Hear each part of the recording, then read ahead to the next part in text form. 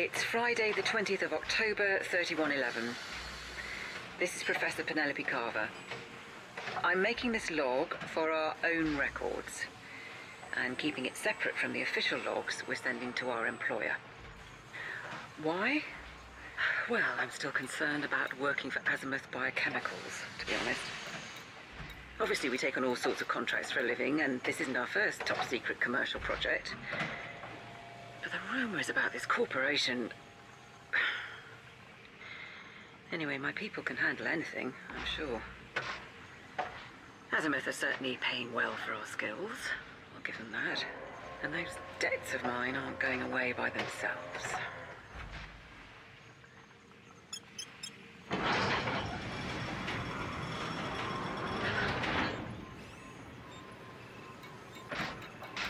The Coalsack Nebula has turned out to have a lot more scientific value than I expected.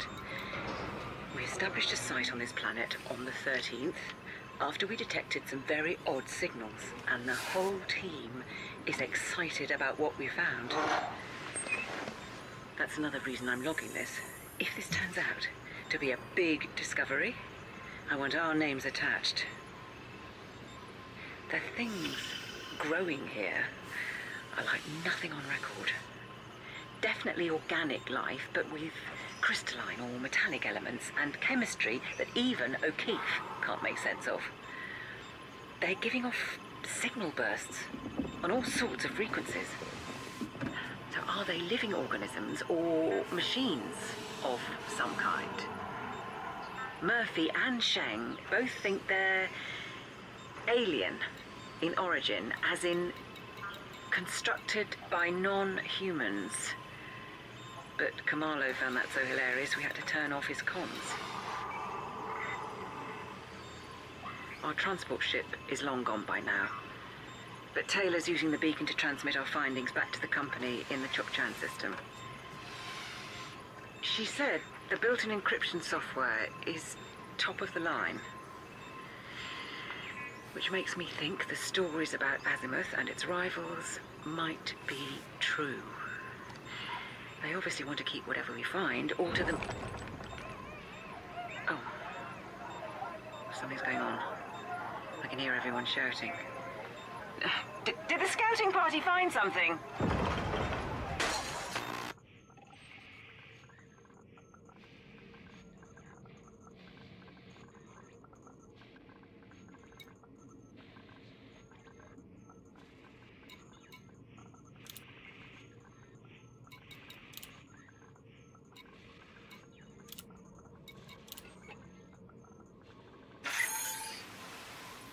This is Professor Carver, 27th of October, 3111. Hopefully this log will record. Half of our equipment isn't working properly right now. Everything's changed since we found the crashed ship. For one thing, it's alien. Definitely non-human technology. I should sound more excited, I know. Every scientist's dream, isn't it? But something about this just feels wrong. I know the others feel the same. Even Kamalo isn't smiling anymore. We're still mostly in the dark about the object we retrieved from inside the wreckage. Is it the pilot, or the cargo, or maybe some organic component of the ship itself? It seems totally inert, but we've had electromagnetic interference all over the base since we brought it back. And that can't be a coincidence. Storing it has caused problems. Sheng lashed something together using the strongest bulkheads they could find, but apparently it's still breaking that down. The equipment failures meant O'Keefe couldn't fully analyse its chemical structure, making him so angry that he actually attacked Kamalo for telling him to calm down. I've never had to break up my people like that. We've worked together for years. It's Murphy I'm most worried about, though. He can't tear himself away from those growths on the surface. The stones, he calls them. like the Neolithic standing stones on Earth. We keep finding him out there in his suit, standing under the jet black sky, staring at them. He won't tell us why. We've been sending back reports, but Taylor just relayed a message that made my blood run cold.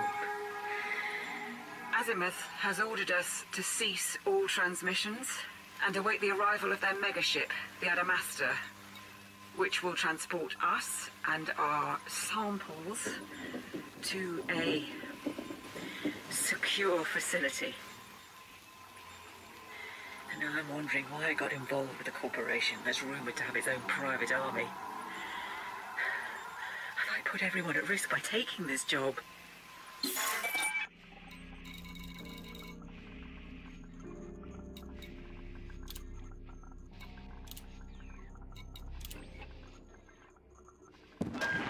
I'm going to try making this log again. While the data drives are still functioning, they could go again at any time. Nothing works properly anymore. Especially not us. It's the 30th of October. The object in our storage cage has become noisy.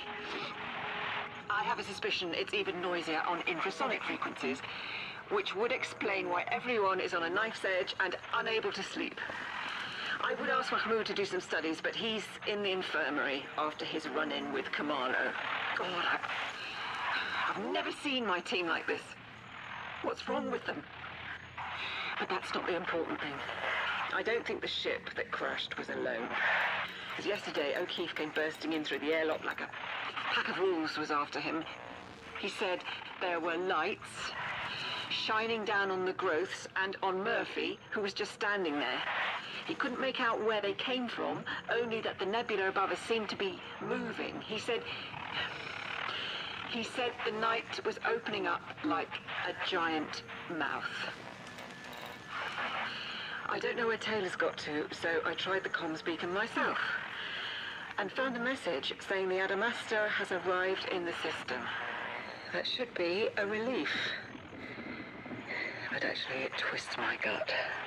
What are Azimuth going to do with the thing we found? And what are they going to do with us?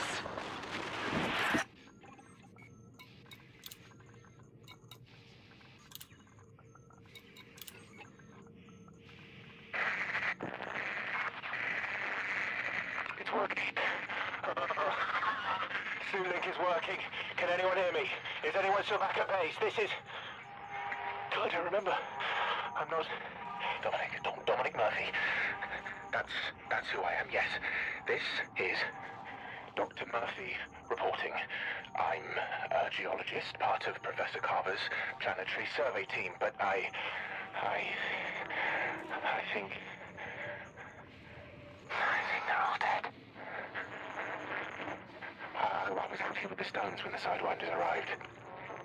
I watched them come down like birds with broken wings. Lights flickering on and off, just like the base had been for days. There were soldiers everywhere with rifles and armored suits. I think they loaded the cage onto one of the ships, which took off again, just about.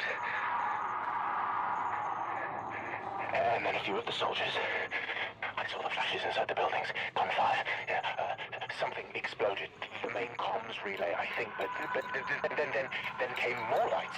Strange lights, like that rippled like snakes, and that blackness again, opening up in the sky. They tried to get away on foot. Running out to where I was hiding, and I thought he'd see me. But then they were all flying up like toy soldiers, thrown in the air, pulled up into the lights.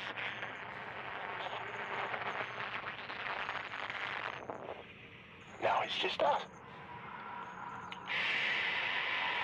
Me and the stones. They're all I can hear. Much louder now, but not hurting like people's voices used to. Loud